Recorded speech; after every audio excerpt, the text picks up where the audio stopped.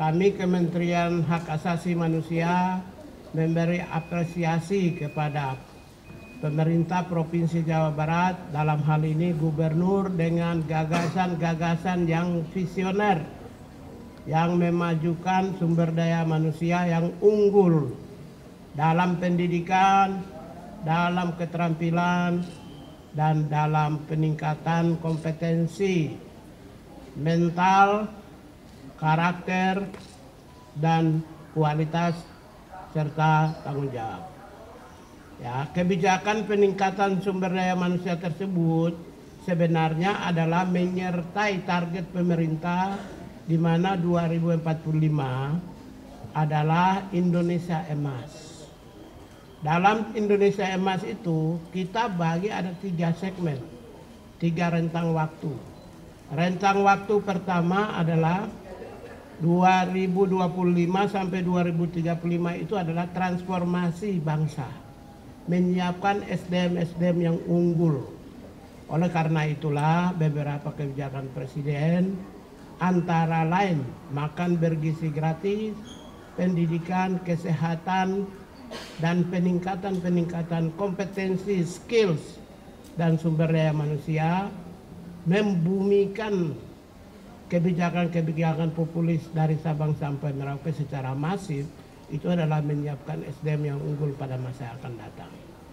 Salah satu kebijakan yang diambil dalam rangka itu secara teknis, satu program unggulan itu adalah yang seirama, senasib dengan astacita Presiden Prabowo adalah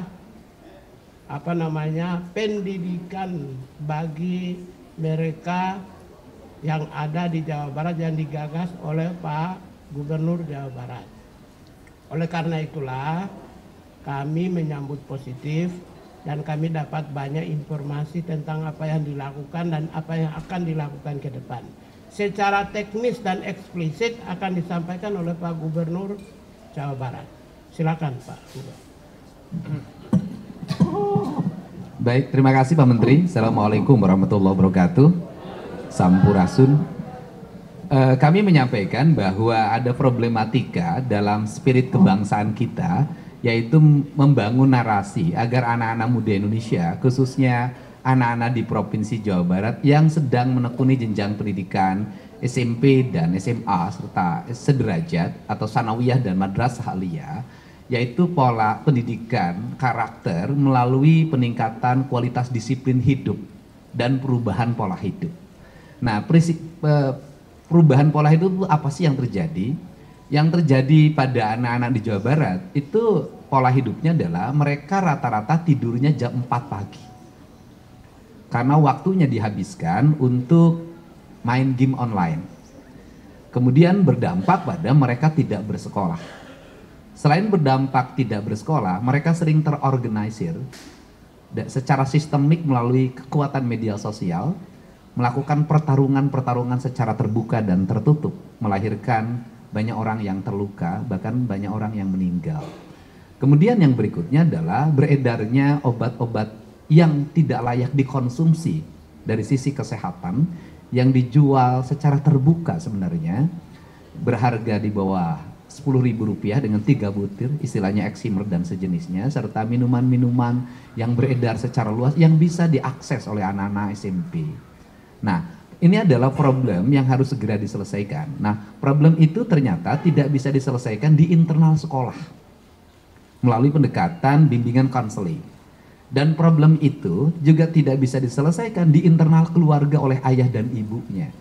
Nah, karena problem ini tidak bisa diselesaikan di sekolah dan di keluarga, serta tidak semua problem itu bisa ditangani lewat peradilan anak, maka harus ada upaya jangka pendek yang bisa dilakukan melalui pola pendidikan disiplin siswa.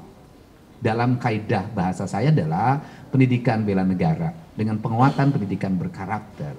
Maka kami menggandeng lembaga TNI, karena TNI memiliki pengalaman dalam melakukan pola pendidikan, baik untuk kalangan militer maupun kalangan sipil.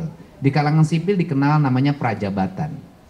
Di kalangan sipil hari ini untuk masuk industri banyak yang dilatih di Dodik Kodam 3 Siliwangi Lembang untuk membangun kebugaran. Nah, metodologi pendidikannya yang kami sampaikan tadi ke Pak Menteri adalah yang pertama adalah pembangunan kualitas disiplin. 1, melepas HP.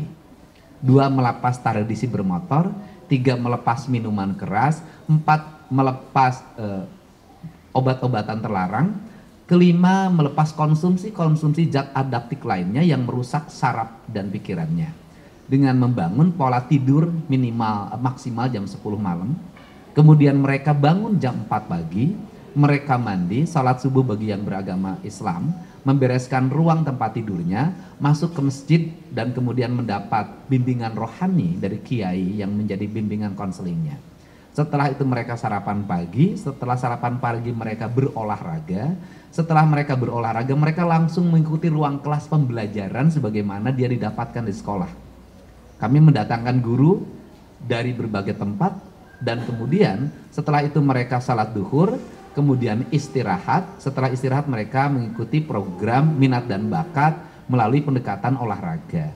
Dan kemudian maghrib dia masuk masjid lagi, belajar ngaji lagi, kemudian sampai isya dan kemudian nanti mereka makan malam dan kembali ke tempat mereka tidur untuk tidur malam.